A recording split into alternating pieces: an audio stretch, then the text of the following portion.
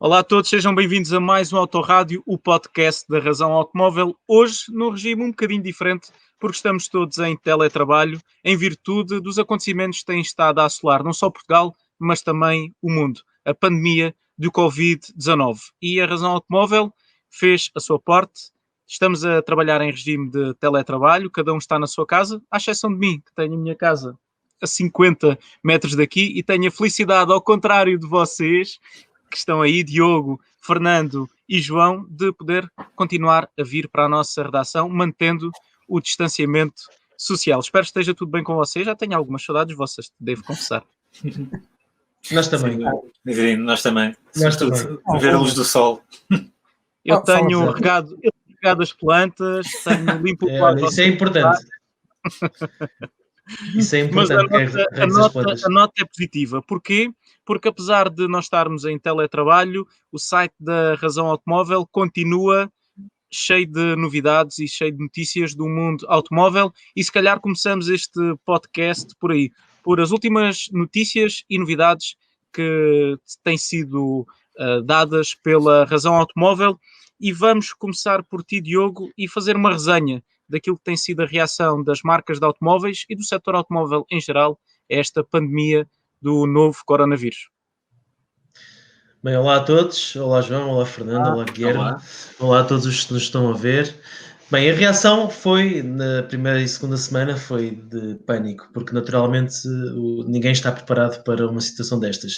Não só das pessoas, das populações em geral, mas também do setor que nos é mais próximo, que é o setor automóvel, e que teve que tomar medidas drásticas, principalmente aquelas que dizem respeito ao encerramento das unidades fabris, das fábricas das marcas, e isso tem, como todos nós sabemos, custos e consequências que se deverão repercutir nos próximos meses para todas as marcas que tomaram esta decisão, que neste momento na Europa foram todas, e noutros países isso também já aconteceu nos Estados Unidos. O único sítio onde as fábricas começam agora a retomar a sua produção é na China, onde mais de 75% da economia já está a mexer, porque a fase de mitigação do coronavírus já passou, já estão numa fase de rescaldo em que está basicamente com muitos poucos casos e isso permitiu retomar a economia e as coisas voltarem à normalidade. Em Portugal e na Europa, principalmente, o cenário neste momento é de muita contenção, muito isolamento, o que levou ao encerramento de fábricas. No entanto, apesar de o terem feito, o setor automóvel respondeu à altura dos Estados, dos governos e das organizações que têm solicitado ajuda na produção de máscaras e na produção de equipamentos de ventilação, de ventiladores. Neste momento temos muitas marcas de automóveis que já estão a produzir ventiladores e a produzir máscaras. A Volkswagen, a título de exemplo, está recorrendo à impressão 3D a produzir ventiladores, estão a fazer testes nesse sentido. A Ford, a GM e a Tesla nos Estados Unidos também já uniram esforços para produzir material que possa ser utilizado nos hospitais norte-americanos e não só, até porque, como vocês sabem, nos Estados Unidos o cenário neste momento não é propriamente bom, está a escalar rapidamente o Covid-19 na América, nos Estados Unidos, principalmente nos Estados Unidos, na América do Norte, e na Europa a SEAT, por exemplo, está a construir ventiladores que recorrendo a motores de limpa-parabrisas, é um teste que estão a fazer, vejam só como é que é incrível a engenharia e o engenho também e a resposta que tem sido fantástica do setor automóvel. Portanto, sim, tem sido mais ou menos esse o tema dos últimos dias, mas não só. É verdade, não só, felizmente não tem sido só Covid-19 e todos aqueles que querem desanuviar um pouco daquele que tem sido o tema que tem dominado a atualidade, e bem, podem sempre contar com o site da Razão Automóvel, porque não tem sido só o Covid-19 que tem feito agenda no nosso website, temos tido algumas novidades. E uma delas, Fernando, diz respeito a uma entrevista que nós fizemos ao Carlos Tavares, CEO da PSA, o português mais poderoso da indústria automóvel. O que é que os nossos leitores fazendo uma resenha, podem esperar dessa notícia e dessa entrevista, caso ainda não tenham visto no site da Razão Automóvel. Bem, Carlos Tavares é sem dúvida a grande estrela dos CEOs automóveis de agora, e nessa entrevista são abordados uma série de assuntos, começando obviamente pelo cancelamento do Salão de Genebra, que tocou-nos a todos também. Também falou da futura fusão com a FCA, e que por enquanto as negociações estão todas a correr imensamente bem. Também falou dos desafios para o futuro, como os desafios da eletrificação, a questão dos cidadãos, que também já abordámos no nosso anterior podcast, se eles iriam continuar a existir ou não. Ele também aborda essa questão, até porque a Citroën, uma marca do grupo PSA, apresentou recentemente um novo AMI One, um pequeno quadriciclo elétrico que pode ser uma solução para a mobilidade urbana no futuro, e até o Diogo esteve lá presente nessa primeira apresentação do AMI One. É verdade, Diogo. Essa apresentação foi onde e já foi há quanto tempo? Quanto tempo é que já passou? Porque eu tenho a sensação que nós já estamos fechados há 2 meses.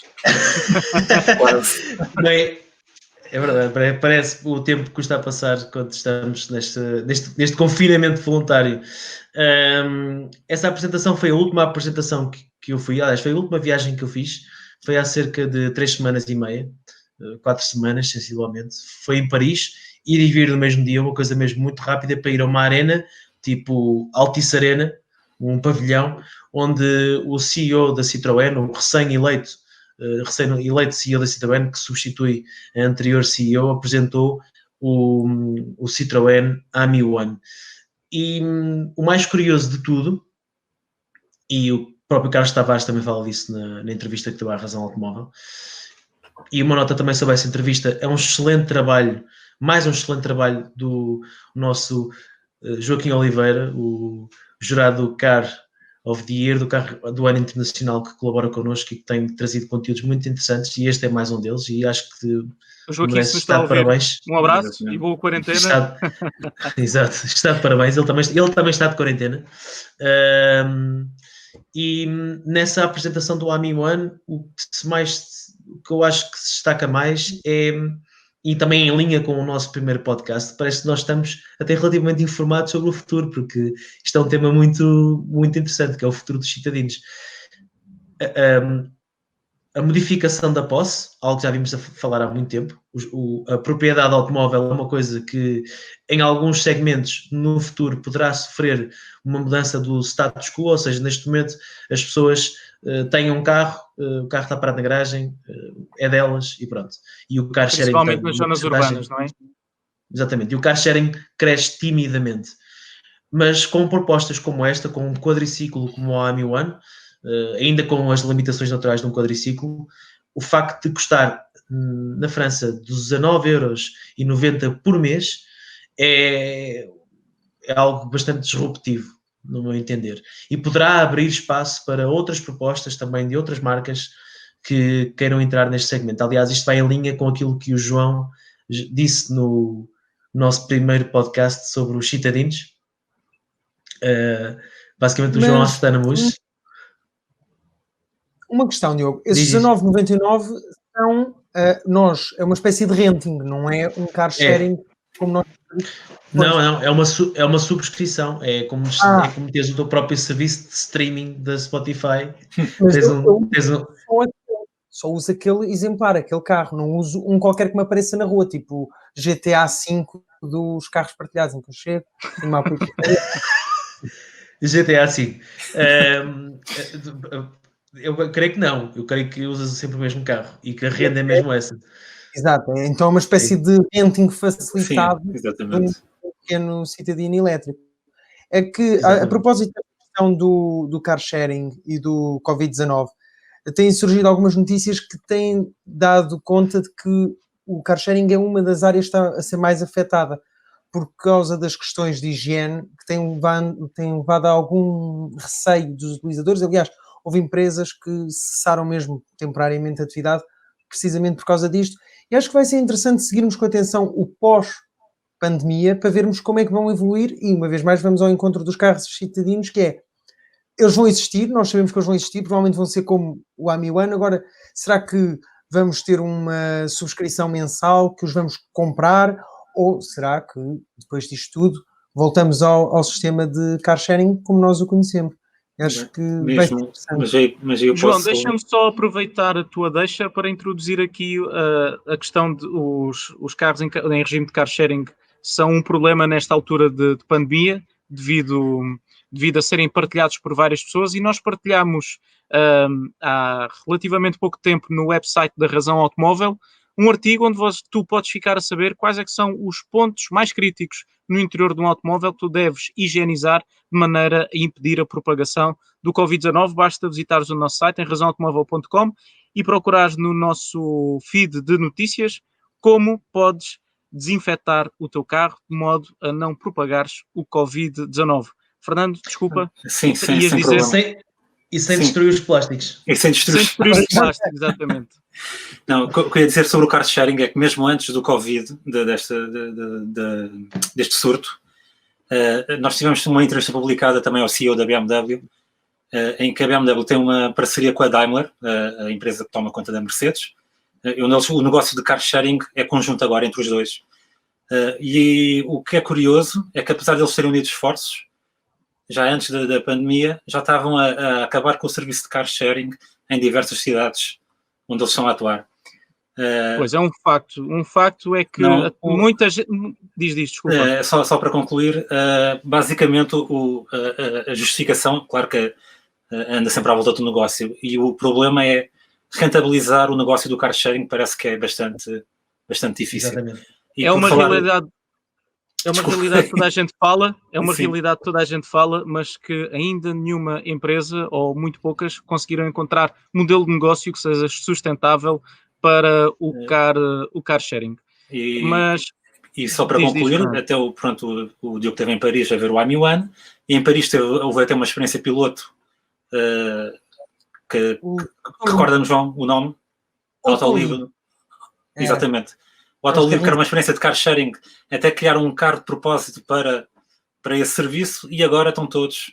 O negócio acabou, infelizmente aquilo não era rentável, e agora até podemos comprar alguns desses carros, parece que estão à venda. Por isso, quem estiver interessado em ter um carro de car sharing, só construído para aquilo, é percorrer os sites franceses à procura dos carros. Higienizá-lo. Pegar no carro e higienizá-lo. Exatamente, convém.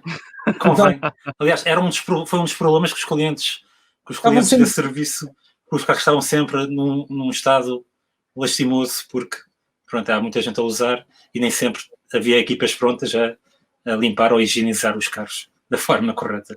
Por isso, voltando à entrevista do Carlos Tavares, sim.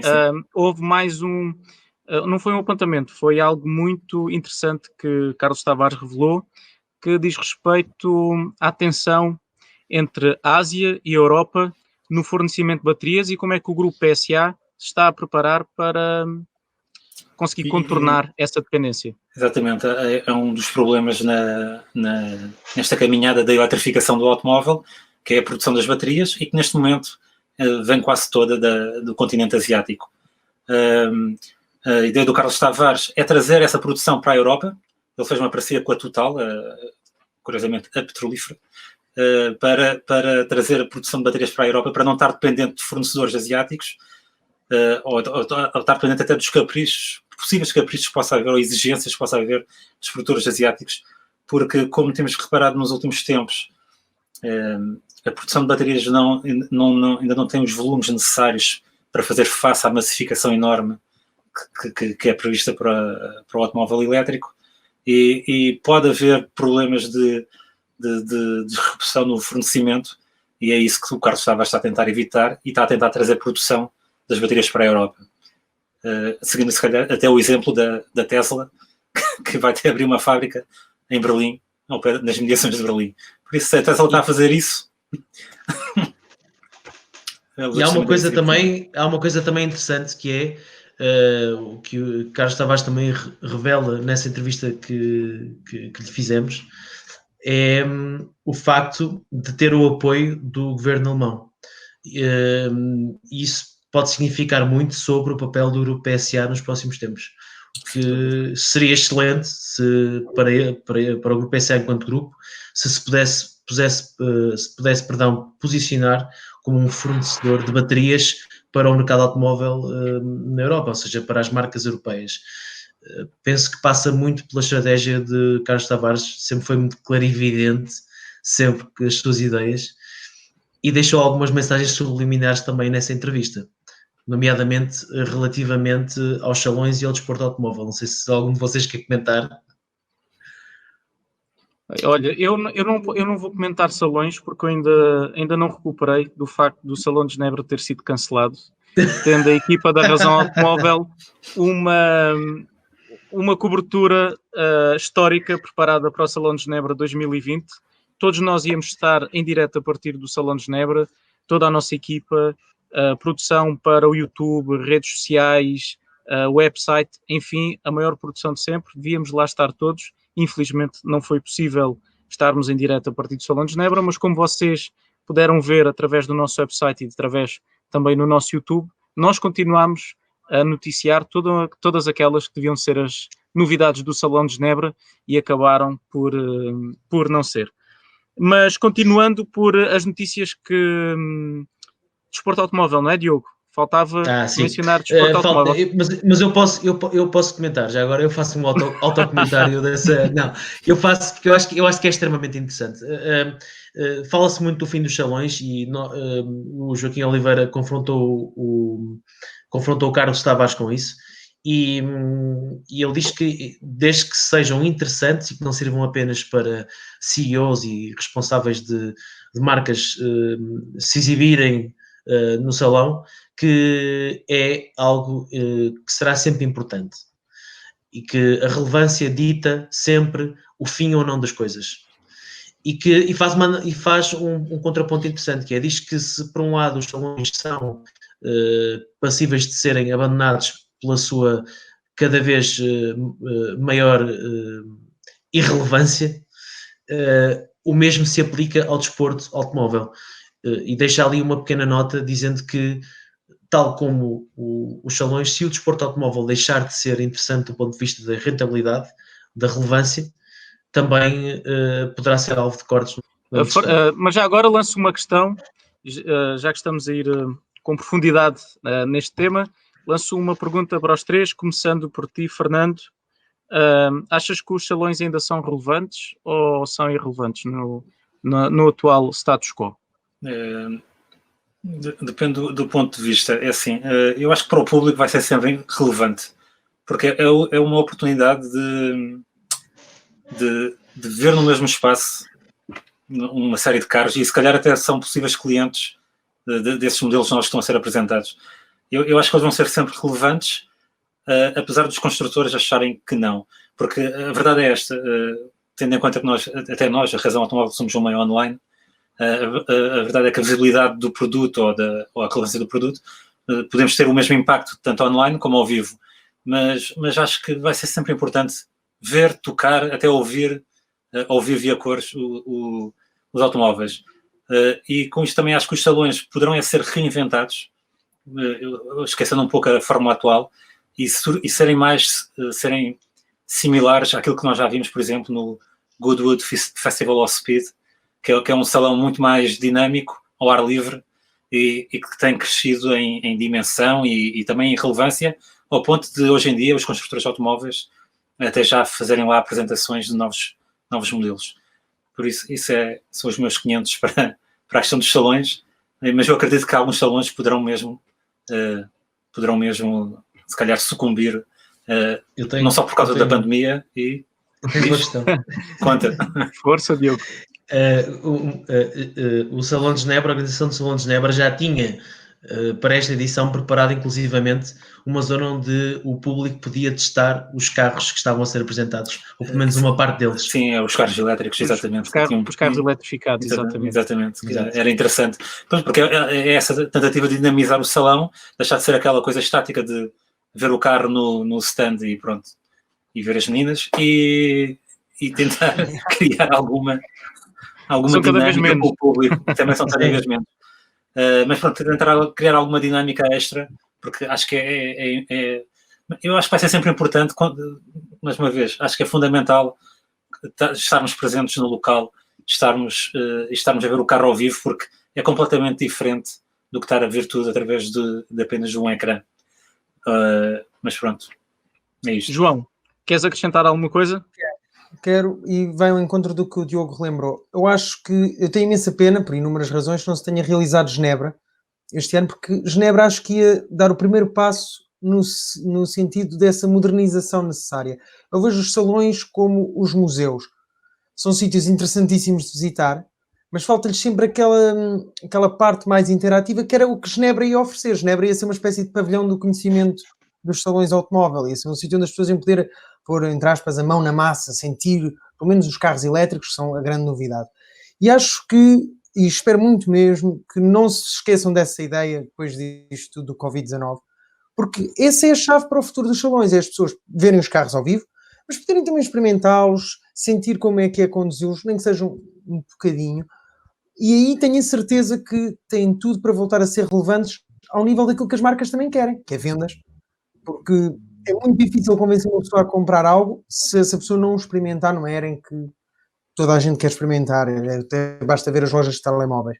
E acho que os salões basta fazerem essa pequena adaptação para voltarem a ter a relevância, ou até se calhar terem mais, porque depois desta crise eu acredito piamente que vai haver uma vontade de consumir, pelo menos é isso que historicamente aconteceu, e penso que pode vir a voltar a acontecer. Por isso, acho que os salões... Desculpa, João, pensei que tinhas acabado. Não. Sobre o futuro dos salões, eu acho eu estou que com um pequeno os salões... lag a ouvir-vos. É por isso. Eu estou com um pequeno lag, não sei se vocês me conseguem ouvir corretamente. Conseguimos, eu consigo perfeitamente. Boa, então temos que continuar. Sobre o futuro dos salões, eu acho que os salões não vão acabar, mas sim vão mudar drasticamente nos próximos anos. Genebra já estava a dar os primeiros passos nesse sentido, como o João disse, de colocar as pessoas com a mão na massa, mas também não é líquido que isso seja suficiente, porque no Salão de Frankfurt, e nós estivemos lá este ano, também havia a oportunidade de testar todos os carros e mais alguns, e nem por isso o Salão de Frankfurt deixou de se realizar, porque já não se vai realizar em Frankfurt, vai ter que mudar de cidade e vai ter que se adaptar também. A grande diferença entre um e outro é que Frankfurt tinha custos muito maiores, era muito... dimensões completamente diferentes, não sei quantos pavilhões, tínhamos que andar de carro entre os diversos pavilhões, porque eram bastante distantes uns dos outros, quase uma cidade do automóvel, e Genebra é um salão reconhecido por ser um salão mais compacto, mais pequeno, com custos mais controlados, ainda que bastante elevados, mas que permitem às marcas ir apresentando algumas coisas e fazendo algumas ações de forma mais competitiva face a outros salões muito, muito, muito grandes. Eu acho que na Europa Genebra deverá continuar. Este ano, esta edição, ia celebrar 90 anos. São os 90 anos que ficam manchados pelo Covid-19, mas sinceramente foi a melhor solução. Acho que toda a gente concorda com isso. Até porque vemos o que aconteceu em Itália por se terem realizado na semana anterior feiras e como as coisas descambaram rapidamente. Portanto, acho que foi a melhor solução, ainda tem sido tardia, é de louvar. O próprio Carlos Tavares disse que foi uma decisão muito sensata por parte da organização, sendo que, ressalva, que depois a sensatez também se vai verificar na divisão dos custos desse cancelamento, que isso também é uma questão, mas isso vamos deixar esse problema agora para que a organização de Salão de Genebra e as marcas discutam e debatam umas com as outras. Mas eu acho que vão chegar a bom porto e que no próximo ano vamos ter novamente Salão de Genebra 2021 e que será aí sim 90ª edição finalmente. E pronto, é isso. E é interessante constatar que o Salão de Genebra só teve interrupções em duas alturas. Foi devido à guerra, às guerras mundiais, e agora devido ao coronavírus, que não é uma guerra tradicional, mas tem os mesmos efeitos de uma guerra em termos económicos. Mas passando para temáticas um bocadinho mais leves, o cotidiano da Razão Automóvel, as notícias que temos dado no nosso website, não são todas sobre Covid-19 e sobre a indústria. Temos também tónicas um bocadinho mais a puxar àquele lado de entretenimento. Uma delas, escrita pelo João Delfim Tomé, diz respeito a um Opel Corsa que já fez mais de 1 milhão de quilómetros. É verdade. E tudo isto sem necessitar de abrir o motor. Levou apenas uma embreagem e é um exemplo de resistência, de fiabilidade que eu várias vezes vos tento passar, que aqueles carros são potentes. Eu sou fã, sou proprietário de mais do que um, e então... Nota-se. Nota-se na Ainda parede. ninguém falou do elefante na sala, que é o facto do João ter uma placa de um Corsa e outra de um Peugeot atrás dele, mas pronto. Mas isso tem toda uma justificação. Para quem não sabe, o João é o feliz proprietário é só de um Opel Corsa ou tens mais do que um Opel Corsa? Tenho 2 Opel Corsa. Está explicado. Bastante. João, costuma-se dizer que o mal nunca vem só, não é?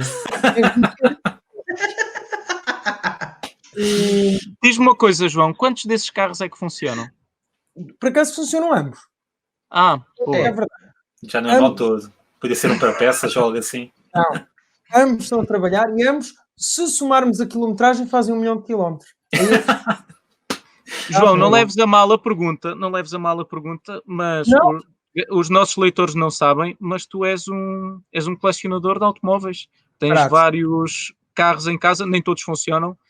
Um dos mais interessantes é o Lada Niva, que eu desejo muito conhecer, mas está parado. Se fosse o Covid-19, provavelmente estaria mais perto de trabalhar. Agora está um bocadinho mais complicado arranjar peças. Mas os Corsa, por acaso, funcionam e estão prontos a circular. E eu tenho uma meta, que é atingir 1 milhão de quilómetros com um deles. Só com um. Epá, não me desdobro, Fernando. Não sei se consigo. Mas é um dos artigos que, por acaso, teve bastante adesão por parte dos nossos leitores, porque muitos deles também devem acreditar como eu, que são carros que são exemplo de fiabilidade, ou ficaram surpreendidos daqueles que chegaram a 1 milhão de quilómetros. Mas foi, sem dúvida, um dos que mais, não só visualizações, como comentários, conseguiu gerar bastante interesse. Portanto, é bom ver que há pessoas como eu que mantêm uma grande paixão por aqueles carros. Não faltam motivos de interesse no nosso website. E nos testes, apesar de estarmos todos em casa, de quarentena, recolhidos, como é nosso dever cívico, ainda assim os testes continuaram no nosso website. Estamos o Porsche 718 GTS, que vocês podem ver no nosso canal do YouTube e também no nosso website. O Seat Tarraco, na versão 1.5 TSI de 150 cavalos. Jeep Renegade e também um teste à Audi A4 na versão, Fernando, recorda-me, por favor. A versão de acesso, a 35 TDI, que, sinceramente, como vocês podem ler no ensaio, se ainda não leram, é a única que vocês precisam de comprar, porque faz tudo o que promete, faz tudo o que é necessário, anda bem, é confortável, é económica. É, sem dúvida, se calhar, a proposta mais equilibrada da MA4. Sem dúvida. Diogo, passando de um familiar para um desportivo, tu testaste todas as derivações do novo 718 GTS, Boxster e Cayman. Queres falar um bocadinho sobre isso? Pode ser, posso falar. Por favor, fala. Devem ser carros extraordinários.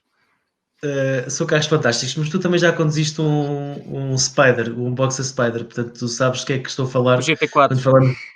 Quando falamos daquele 4 litros, não é? Se bem que nessa versão tem um bocadinho mais de cavalos e de binário, salvo erro. O Cayman e o Boxer... Mas eu não em pista, tu conduziste em pista e em pista ganha tudo uma nova dimensão. Eu conduzi o Cayman em pista, o novo Cayman GTS tem um motor 4 litros, tem uma caixa manual de 6 velocidades e tem 420 cavalos, talvez, sim, certo? Não me esqueci, não, já foi há algum tempo, já foi há um mês e tal. Há um vídeo no canal do YouTube, 400 cavalos e 420 Nm. Exatamente. Exatamente, é isso mesmo. Performances excelentes, mas mais do que isso, acho que o mais interessante nestes dois carros, depois depende se queres ver as estrelas ou não, quando estás ao volante, depois escolhes entre o Boxster e o Cayman, portanto vem ao diabo e escolho. O mais interessante é mesmo o facto de serem extremamente analógicos e uma experiência atmosférica, manual de condução. Eu acho que isso é o que é de louvar. E o facto da Porsche ter abandonado um motor de 4 cilindros opostos turbo, que equipava os anteriores GTS, e que agora, em vez de ter lá esse motor, tem um motor um bocadinho mais interessante. É interessante constatar que, apesar de falarmos muito em eletrificação, os motores continuam a mover paixões. E temos 2 excelentes exemplos, tanto no canal do YouTube da Razão Automóvel como no website. E vou começar pelo website, um artigo do Fernando Gomes, que é de leitura, quanto a mim, obrigatória. Um artigo sobre um motor espanhol de apenas um tempo. Não tem admissão, compressão, explosão e escape, tem apenas um tempo, faz todo o trabalho. Não, espera. É discutível, como alguns leitores nos lembraram, ou seja, tecnicamente aquilo funciona como um motor de 2 tempos. A grande diferença é que, ao contrário de um motor de 2 tempos, em que temos todo o ciclo completo com uma volta de cambota, ali não há cambota, mas pronto, vamos imaginar que sim. Ali temos um prato, exatamente. Não sei como é que é de chamar aquilo ainda não percebi muito bem como é que vou chamar aquilo. Eu dou-te prato para mim. Mas funciona, não funciona? Aquilo funciona, só que aquilo, por cada meia volta, completa um ciclo de combustão, ou seja, tem 2 ciclos de combustão por volta, e por isso é que a própria InEngine, que é uma empresa espanhola, diz que aquilo é um motor de um tempo, e é o nome do motor, One Stroke, ou um tempo. Aquilo realmente é um motor fantástico, extremamente compacto, extremamente leve, e consegue gerar números que são completamente absurdos. O protótipo aliás, a versão daquele motor que está no nosso artigo só tem 500 centímetros cúbicos, 4 cilindros, 8 pistões, e aquilo gera uma tonelada de binário, é uma coisa impressionante. São 155 Nm a apenas 800 rotações por minuto, que é um número completamente absurdo. Estamos a falar, em termos comparativos, do mesmo rendimento que conseguimos tirar de um motor de 4 cilindros com 2 litros de capacidade? Sensivelmente? Menos, mas é assim, o problema é que nós não temos os números finais. Ele só dá estes valores, assim, uns valores de referência. Porque estamos a falar de 155 Nm às 800 rotações por minuto. Hoje em dia não tens nada que debite, ou tens de ter um motor muito grande para produzir tanto binário a tão pouca rotação, porque 155 Nm é, por exemplo, o binário de um motor 1.0 turbo, como aqueles que a gente tem no mercado, mas eles obtêm esse binário perto das 2000 rotações por minuto. Ou seja, há aqui uma diferença completamente avassaladora. E ele promete também uma eficácia brutal, uma eficiência brutal para aquele motor, só que pronto, o automóvel está a ser eletrificado. Qual será o futuro deste motor de combustão? Bem, não sei quem é que está pronto a investir. Só o tempo dirá. E é por isso que eles estão a tentar que, ou seja, em vez de tentar desenvolver um motor de combustão interna para funcionar como único meio de propulsão de um automóvel, estão a criar aquele motor para servir de extensor de autonomia no elétrico. Porque o motor é muito compacto, pesa muito pouco, são 40 kg ou 43 kg, que é muito pouco para um motor de combustão. E devido à sua arquitetura, que é com pistões opostos, não há vibrações de qualquer espécie, basicamente. O motor é extremamente refinado, pelo que pode funcionar muito bem como um gerador um gerador para um motor elétrico. E o que nos permite prescindir também, sei lá, de 200 ou 300 kg de baterias e termos 40 kg de um pequeno motor de combustão a funcionar sem vibrações, com um refinamento elevado e também silencioso. Acho que aquele motor, eu não queria dizer que é revolucionário, porque basicamente pega em princípios que já existem há muito tempo na engenharia automóvel, mas é a primeira vez que vemos uma série de conceitos a serem agrupados num propulsor daquele género, e é realmente fantástico o que eles estão a conseguir fazer no que toca à evolução dos motores de combustão. Para quem andava a vaticinar o fim dos motores de combustão, esta empresa espanhola mostra que não, ainda há muita vida no motor de combustão e longa vida ao motor de combustão. Por isso, longa vida aos motores de combustão. Parece-me uma frase interessante. No nosso canal de YouTube também tivemos uma reedição de um artigo que já tínhamos feito no website da Razão Automóvel. Foi o top 15 dos melhores motores alemães de todos os tempos.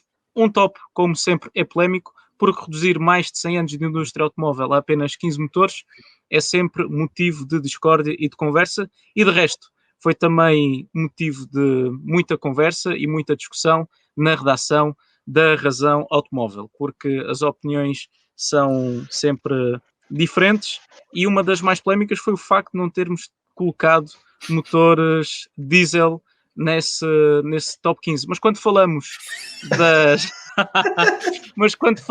de motores históricos, é difícil abdicar de algum daqueles motores em detrimento de uma unidade diesel. Se fosse um top 15 dos motores mais importantes para a indústria automóvel, ou talvez mais económicos, aí certamente que os motores diesel iriam ter lugar. Mas esta série vai continuar. Vamos fazer também uma viagem pelos melhores motores italianos e também pelos melhores motores japoneses. E se vocês quiserem, deixem também alguns comentários na nossa caixa de comentários para nos darem temáticas e sugestões, não só para o nosso podcast, mas também para mais vídeos aqui no canal do YouTube da Razão Automóvel. E se vocês nos estão a ouvir através do Spotify, muito bem, já fizeram subscrição no Spotify ou no Apple Podcasts, que são duas plataformas onde vocês nos podem ouvir a caminho do trabalho, caso não estejam em regime de teletrabalho, ou então no sossego do vosso lar, enquanto fazem outra atividade qualquer. Muito bem, fechando o sumário da semana e destacados os principais motivos no website da Razão Automóvel, diz Diogo, força. Estás dedo no ar. Estou dedo no ar, até porque o CEO da BMW e o CEO da PSA não são os únicos CEOs que fizeram, que deram entrevistas à Razão Automóvel. O Adrian Hallmark, o CEO da Bentley, também foi entrevistado por nós. E num trabalho também do Joaquim Oliveira, e deu algumas declarações bastante interessantes, sendo que duas se destacaram. A primeira é o facto da Bentley acreditar que a atual tecnologia de baterias não lhes serve. E, como nós sabemos, não é só a Bentley que pensa assim, mas pelo menos foi das primeiras vezes que ouvimos um CEO a dizer isso sem nenhum filtro e de forma aberta. E a outra foi o facto de a Bentley estar a pensar, ou de achar mais interessante do que lançar um carro 100% elétrico, lançar um SUV, um segundo SUV, muito provavelmente para se situar, não sabemos se a par, se acima do Bentayga, talvez uma versão coupé desportiva. Não, a ideia é esta. Eles acabaram com o seu porta-estandarte, que foi o Mulsanne, pelas fracas vendas, e a ideia é mesmo ter um crossover, não sei em que moldes ainda, né? Não sei que tipo de veículo que eles estão a pensar fazer, para ser o seu também porta-estandarte, ou seja, tomar o lugar do Mulsanne como posicionado bem acima do Bentayga.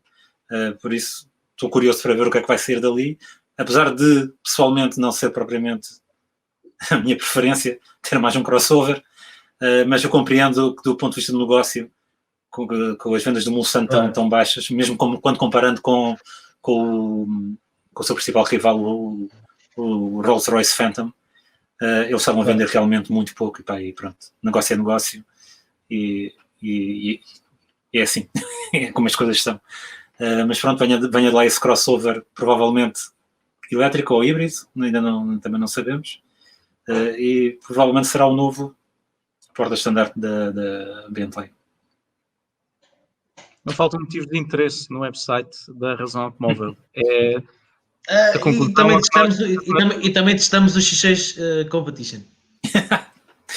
E também testámos o Jeep Compass. E o C5 Aircross. O C5 Aircross, exatamente. Dizem que estão de quarentena, pá. Tanta coisa. Visitem o nosso site. É verdade, visitem o nosso site para estarem sempre a par de todas as novidades do mundo automóvel. Muito bem, e passamos para o tema deste podcast, o tema principal.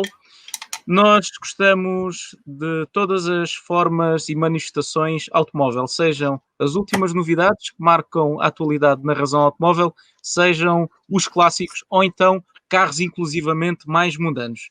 E lançámos esta semana um desafio à nossa equipa. Escolherem um carro nas plataformas de vendas online até 5.000 euros. Porque, afinal de contas, numa altura em que os desportos estão todos parados, há um desporto nacional que todos os petroletes fazem, que é andarem à procura nos sites de classificados de carros que eventualmente nunca vão chegar a comprar. Desta feita decidimos serem modelos até 5.000 euros, mas nada nos impede no futuro de aumentar um bocadinho mais este valor e em vez de se calhar de falar de carros usados, falar também de carros novos. Deixem-nos a vossa opinião na caixa de comentários para nós também sabermos aquilo que vocês querem ver no podcast da Razão Automóvel, o Autorádio. E, João, vou começar por ti. Até 5.000 euros, qual é que era o carro usado que tu compravas? O que eu comprava era o carro que eu vou tentar aqui mostrar-vos. Não sei se estão a vê-lo. Conseguem vê-lo? Eu comprava um Cadete de 1968, que de acordo com o anúncio tem 88 mil quilómetros e foi restaurado, e eu acredito que seja verdade, porque está 4.250 euros, negociáveis. Acho que era um negócio muito bom que eu fazia aqui. Quanto? Desculpa. 4.250 euros, mas são negociáveis, portanto, estava para tentar negociar. Tração traseira, um motor, o anúncio não refere, mas o mais provável é ser um 1100, um 1200. E é um carro, olhem para esta beleza, isto é um carro histórico. E acho que ficava muito bem aqui ao lado dos meus... Estás em grande, João. Estás em grande. Podes mostrar novamente o interior para eu aferir? Só é a imagem. Bem, já dá 160, já é muito bom. É a única imagem que é do interior. 160. 160, mas reparem, é vermelho. Portanto, eu acho que o ideal é que nós e ficarmos por lá. Mas era um carro que eu, por acaso, quando tirei a carta, havia ao pé de minha casa um senhor que vendia carros usados, assim, antigos. E eu andei a namorar um carro igual a este, só que tinha um buraco de ferrugem onde cabia o meu punho e eu achei que era melhor não. Porque eu ainda tinha que fazer trabalho de chapa e eu não tinha a mínima noção de como é que isso se faz, portanto. Mas este Cadete, se calhar, se eu tivesse hipótese, comprava. Sem dúvida. João, como se tu não teres noções de chapa, tivesse sido motivo para tu não comprares outros carros que tens, a perceber de chapa ou de mecânica. Nunca foi. É por isso que eu evito fazer este desporto, porque eu quando faço este desporto sou das poucas pessoas que acaba mesmo por comprar. Quantos carros é que tens agora? 6 ou 7. Já perdeu a conta. É um colecionador. É um colecionador. Ou pior, um acumulador. Isso. Eu acho que é mais para isso. Portanto, eu acho que vai ter um bom negócio. Olha, eu também acho que é um negócio, não sei se é bom negócio, mas sem dúvida nenhuma é um negócio interessante. E vamos passar para o Diogo, vamos conhecer o teu carro, Diogo, qual é que foi a tua escolha? Queres fazer um bocadinho de suspense, antes de mostrarmos? Quero fazer um bocadinho de suspense, quero recomendar a todos os que nos estão a ouvir e que nos estão a ver que estejam bem sentados e que se preparem para este momento, porque ele será certamente avassalador. Uma viagem aos anos 90 em todo o seu esplendor e eu vou tentar mostrar-vos também. Aqui está. Um BMW 320 E36 e deixem-me que faça nota aqui de algo que eu considero ser muito importante, em excelente estado, que é o que está aqui referido. Portanto, acho que é fundamental. Nem qualquer pesquisa de um apaixonado, que quem anda a fazer pesquisas está sempre a procurar em excelente estado é bom. O preço é 3.650 euros negociáveis. O carro é de 91. Tem 179 mil quilómetros, o que é francamente pouco, se estes números forem verdadeiros, o que eu acho que sim, até dado o estado geral do carro, já vou apresentar o carro a seguir. É um achado. Eu acho que é um achado. E está anunciado com 140 cavalos, mas ainda há pouco tempo tive aqui uma conversa e percebi que era 150, que penso, salvo erro, certo? Exatamente. 150 cavalos, a potência deste carro, não 140, como está aqui anunciado. Portanto, o proprietário até está a ser bastante modesto. Está a tirar 10 cavalos ao carro. Portanto, se calhar perdeu 10 cavalos com o tempo. Se calhar. É provável. Ainda que este motor seja um motor 6 em linha, isto é um motor super nobre. O carro está em bom estado, como podem reparar, está numa cor que é, no meu entender, respira anos 90 por todo lado. E tem estas jantes que aparentemente também estão em ótimo estado. É um 320i, como vocês já sabem, portanto, ainda ganhamos aqui este M atrás. Temos os logótipos em bom estado também. Aqui alguns plásticos que precisam de carinho, mas isso faz parte. O que também significa que provavelmente o carro nunca foi arranjado. Os plásticos da frente também estão em mau estado, o que pode ser um indício também, sei lá, nunca teve um acidente, esse tipo de coisas que vamos tentando descobrir sempre que estamos à procura de um carro. Tem vidros elétricos à frente e atrás. Já é muito bom. O interior está em franco bom estado também. Temos um volante, como podem ver. Se é original, é digno de nota. Se não é porque voltou a ser forrado, provavelmente. A própria maneta caixa de velocidades também está em bom estado. Temos um rádio original que diz BMW Bavária. Isto respira BMW por todos os lados. E salvo erro, temos ar-condicionado, porque isto aqui é o botão do ar-condicionado, não é? Portanto, temos ar-condicionado semi-automático, creio eu. Exatamente. Bisona? Será a Bisona? E é a Bisona e tudo. É, sim senhor, exatamente, Bisona. É verdade. Isto está Eu dizia-te para sair de casa e comprares o... Bem, parece que perdemos o Diogo. Perdemos o Diogo. Ah, não, voltou. Voltaste, Diogo. Pensámos que tinhas saído para ir comprar o carro. O meu computador está em êxtase com esta caixa de velocidade, com esta manete. E pronto, é isto. Tem um teto de abrir, tem um aileron, é anos 90 por todo lado. E tem tração traseira. E tem tração traseira. E tem um motor a sério. Exatamente. Uma eu acho que esta dica era para ti. Até agora, alemães. Repare-se, há aqui uma linha. Um padrão. Não é mais antigo, mas ainda assim... Ok, então vamos passar para o Fernando e vamos ver qual é que foi a escolha do Fernando. Fernando. Eu como sou do contra... Ok. Eu como sou do contra, não escolhi alemão. Não sei se já estão a ver ou não. Já estamos a ver. E temos uma fantástica máquina inglesa. O João foi à história da Opel, mas eu fui às catacumbas da indústria automóvel.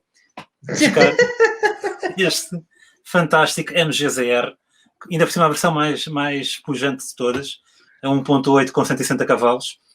E ao contrário do que diz o anúncio, o motor Honda... Pois é, Desculpa, Guilherme. Diz aí motor Honda? Não diz motor Honda, só que lamento informar os potenciais interessados, este carro não tem motor Honda, tem motor Rover, com a infame K-Series da Rover, que é conhecida pelas suas juntas de cabeça algo frágeis. Mas de qualquer forma é um grande motor. Este carro é um hot hatch a sério. Quando o carro saiu, este carro é de 2004, mas quando este carro saiu, sem dúvida que estava na minha lista de potenciais veículos, tendo em conta aquilo que eu lia sobretudo nas publicações britânicas, sobre a dinâmica deste carro. Isto apesar da Rover já estar em queda livre nessa altura. Eles, com os poucos recursos que tiveram, ainda criaram, e com um pouco de tuning ou de calibração de chassi, criaram um carro com uma dinâmica muito, muito boa. E este carro já é capaz de fazer 7,6 segundos do 0 aos 100, o que já é muito bom. Venha ele, sinceramente. Podes mostrar por dentro, Fernando? Posso, sim, senhor. Só um pormenor. O anunciante diz que as cartas jantes 18, pelo que presumo que estas jantes não sejam as originais, que ele da origem trazia 17. Presumo que isto seja do outro MG, talvez o ZT ou algo assim. Davas o carro ou a carrinha? Sim. Sim. E o carro também parece rebaixado, mas pronto, isso está bonito. Está bonitinho. O interior é que, pronto, não é propriamente... Isso é que não. Isto parece os resquícios dos anos 90 e não é Mas propriamente estes um dos melhores motivos. Estes bancos isto são capas de bancos. Isto são capas de bancos, exatamente. Não parece ser os tops originais, obviamente. Ufa. Mas é o que é. Então dá para tirar as capas e eventualmente por baixo disso estão bancos. Esperemos que em bom estado. Estejam em bom estado. Exatamente. Mas acho que é uma proposta interessante e alternativa assim ao status quo. E eu sou fã de carros pequenos, leves e com boas prestações e que sejam divertidos de conduzir. E este me parece encaixar muito bem nessa bitola. Estás com o orçamento limitado, porque já tens as capas dos bancos para resolver. Tens que ver como é que isso funciona. Depois tens que reservar aí umas 2 ou 3 juntas de cabeça. Portanto... Felizmente já existem soluções para resolver os problemas de juntas de cabeça destes motores. É só uma questão também de investir um bocadinho. Mas por isso é que eu não gastei os 5.000 euros de limites do orçamento, para deixar alguma margem para corrigir potenciais problemas. Mas pronto. Siga para bingo. Escolhas muito distintas. Guilherme, agora é a tua vez. Diz lá eu estive indeciso. Eu estive, antes de mostrar o meu carro, eu estive muito indeciso entre 2 carros, não tem nada a ver uns com os outros. O que é que pesou na minha decisão? Tinha 2 hipóteses. Um Citroën AX foi o meu primeiro carro na versão GTI, carro de sonho, só que todas as unidades que eu encontrei estavam acima de 5.000 euros e a única que estava abaixo desse valor. Como é que é possível? Abaixo desse valor não estava num estado que eu considerava ok. Portanto, acabei por escolher aquilo que tem vindo a ser a minha escolha habitual em termos de automóveis, que são carros diesel, por gastarem relativamente pouco, carrinhas, porque gosto carros de diesel, espaço. Guilherme! Eu gosto de carros diesel, eu sempre tive carros diesel. Um dos carros que eu mais gostei de ter até hoje foi uma Seat Alhambra 1.9 TDI, que vendi com 550.000 km. Nunca lhe mudei um turbo, nem uma embreagem, e tu conheces essa carrinha. Tive também aliás, não sou só eu que conheço essa carrinha, mas um dia, Guilherme, esse vídeo ainda vai entrar num destes podcasts. Eu lembro-me desse vídeo. Pode ser. Vocês não sabem, mas é uma história espetacular. Todos nós temos uma infância, não é? Temos uma adolescência e o Guilherme também tem um passado interessante. Vê lá o que é que vais contar. Não há problema. Não é, pá, não é nada que te comprometa muito. Mas olha lá, eu não estou a questionar o facto de ser motor diesel. Eu também gosto de carros com motor diesel. A minha questão é, diz lá qual é que foi o motor e qual é que é o carro. O meu... Diesel, mostra lá. Tananana. Uma Audi A4 A-Van 1.5 TDI versão Attraction 2.5, desculpem, 2.5. Já tiraste 1.000 centímetros cúbicos. Olhem só o estado deste carro, 3.500 euros. Guilherme, a grande questão que os nossos, quem está a ver este podcast está a colocar é, mas o Guilherme que faz o vídeo que faz e agora sobre os 15 melhores motores e na sua escolha põe um TDI para o carro que escolher é 5.000 euros. Eu não tenho nada contra os motores diesel. Aliás, já defendi várias vezes no website da Razão Automóvel. Quem defende o fim dos diesel está equivocado, porque é uma tecnologia mais do que nunca está adequada aos tempos que vivemos. E esta perseguição aos diesel, o que tem feito é que a média de emissões na União Europeia tenha vindo a aumentar de CO2. E os diesel não fazem parte do problema, fazem parte da solução. Simplesmente, quando nós tentamos falar das mecânicas mais icónicas e mais, do ponto de vista tecnológico, mais interessantes, eu acho que os motores diesel não entram nessa categoria porque à exceção talvez dos motores mais recentes diesel, não são propriamente epítetos de tecnologia. Eu gostava muito de falar do 1.9 R4 TDI PD, um motor que toda a gente adora e que inclusivamente eu também, mas do ponto de vista de tecnologia per si, não se pode dizer que seja um epíteto. É um carro com injetor-bomba, que é muito fiável, que é um motor extraordinário, mas que não acho que deva figurar numa lista que diz respeito aos 15 melhores motores alemães de todos os tempos. O que tu queres dizer que não tem a nobreza de um motor a gasolina. Sim, mas eu não esperava que fosse um tema pacífico. Foi exatamente aquilo que eu esperava que acontecesse. E quando publicarmos os 10 melhores motores japoneses, para o vídeo não ficar tão extenso, vai certamente acontecer a mesma coisa. Mas aquilo que eu espero aquilo que eu espero é que o que aconteça é aquilo que acontece também quando nós temos as discussões entre nós. São discussões acaloradas, interessantes e que no final ficamos todos satisfeitos por falar de um tema que nos apaixona tanto, que são os automóveis. Mas voltando ao meu carro, vou defender aqui a minha dama, a minha escolha. Olhem, por dentro, como podem ver, parece que o tempo não passou por ele. Tem o volante em relativo bom estado, tudo funciona, todas as luzinhas. Reparem bem no estado dos bancos, da própria manete de velocidades, caixa de 6 velocidades. Por fora, o carro também está muito, muito bom. Em termos de especificações técnicas, como vocês sabem, trata-se de um motor V6, TDI, tem 150 cavalos. Em termos de quilometragem, este carro acabou, como se costuma dizer na gíria, acabou agora fazer a rodagem, exatamente. Tem 254 mil quilómetros.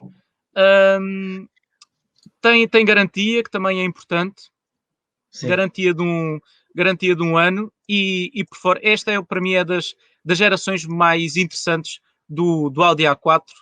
E já tem aquilo que para mim são os mínimos olímpicos num automóvel. E quando eu escolhi a minha Megane, que já vendi, onde é que... está aqui o rato, exatamente. Quando escolhi a minha Renault Megane, que infelizmente já não está comigo, vendia porque não necessito de carro. Mas quais é que foram os meus pressupostos? Foi mais ou menos este. Tenho um orçamento até 5 mil euros. Carro é que vou comprar? Tinha de ter ar-condicionado, espaço, consumir pouco e não dar muitos problemas. Esta última parte de não dar muitos problemas deu alguns problemas. O meu Megane 1.5 DCI. Eu fiz cerca de 60, 70 mil quilómetros, comprei com um desconto brutal, muito grande, porque ela vinha com um problema nos injetores e vinha também com o problema, ou ia ter o problema, das capas das bielas. Mas eu arranjei os injetores, troquei as capas das bielas e a verdade é que todos os quilómetros que eu fiz não tive rigorosamente problema nenhum com a carrinha e estou certo que aquele motor está preparado para fazer mais de 200 mil quilómetros sem qualquer problema. Mas o que é que... Olha, eu gostei muito qual é que foi a escolha que eu mais gostei? Tirando a minha. Gostei muito da escolha do João. É um carro que me diz alguma coisa. O Cadete foi o primeiro carro da minha mãe.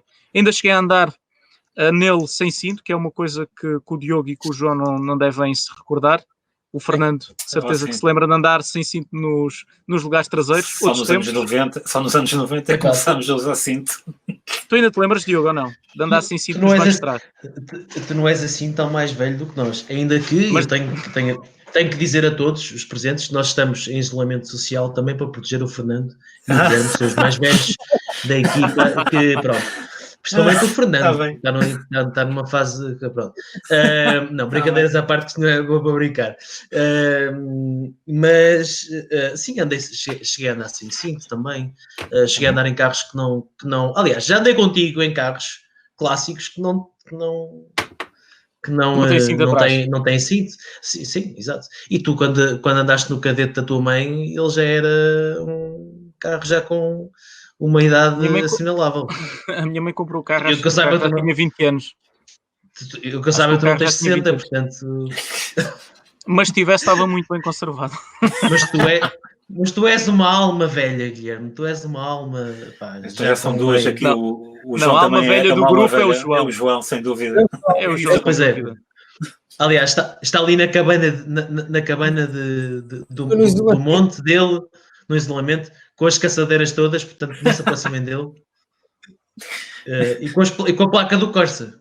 E com a placa do Corsa, sem dúvida. É preciso defender a placa do Corsa a todo o custo. Então, e tu, Fernando, o que é que achaste das escolhas do grupo? Bem, vocês basicamente são um clichê de pesquisas automóveis. 75% deste grupo escolheu o alemão. Pois foi.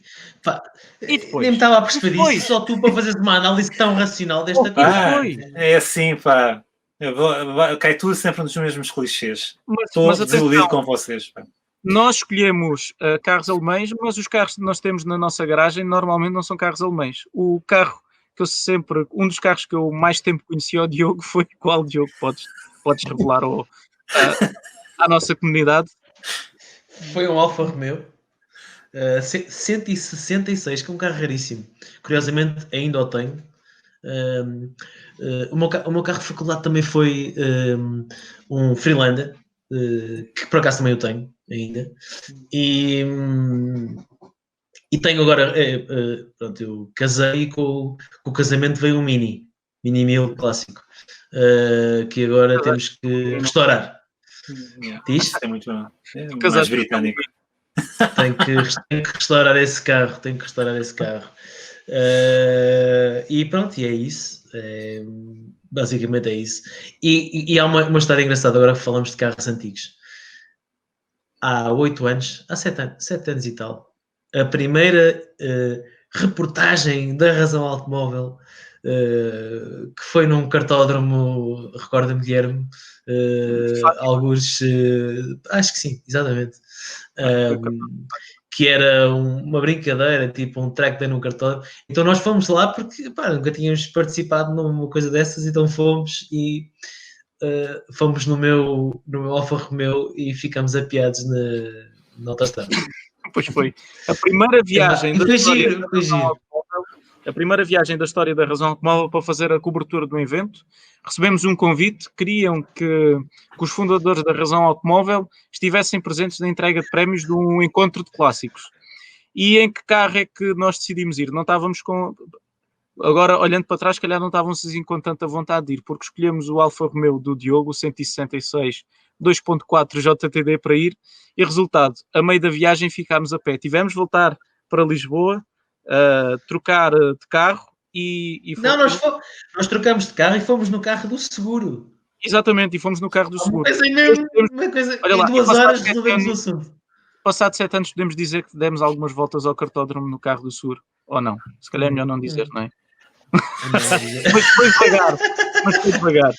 Mas foi por acaso, até porque também não tinha grandes condições para ser de outra maneira, mas porque é muito curtinho o traçado. Mas foi uma aventura engraçadíssima. E há uma foto nossa na autostrada parados, eu com o colete fluorescente, olha, um bocadinho mais novo, com mais cabelo também.